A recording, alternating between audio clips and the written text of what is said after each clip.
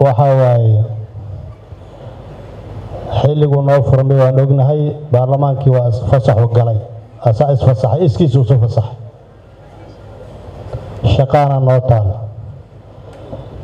laakiin fasaxa inaan sharci ka dhiganaa fiican saaki gudoomiyaha 3 saac inta joogay ka horba korkaasuu saarnaa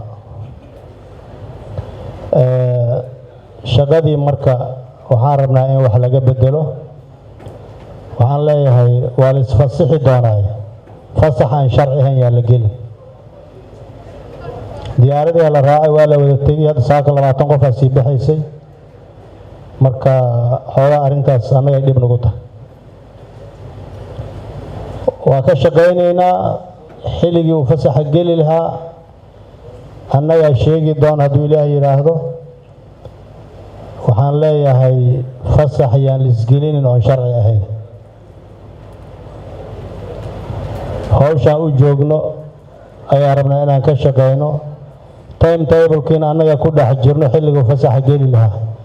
xisaabta ood adinka iska goosateen oo la iska fasaxayo sax maaha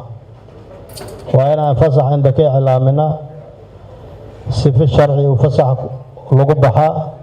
xilliga soo noqon lahayn aan sheegnaa marka waxaan leeyahay yaan la bixin ana isfasaxi doona yaan la bixin intaasaan rabay inaan idiin sheegana mahadsantihiin waxa noo dhiman ma badna yaan la degdegin aan sifa sharci ku baxno marka intaasaan rabay inaan idiin sheego idinkoo mahadsan. Assalaamu calaykum waraxmatullaahi wabarakaatuh.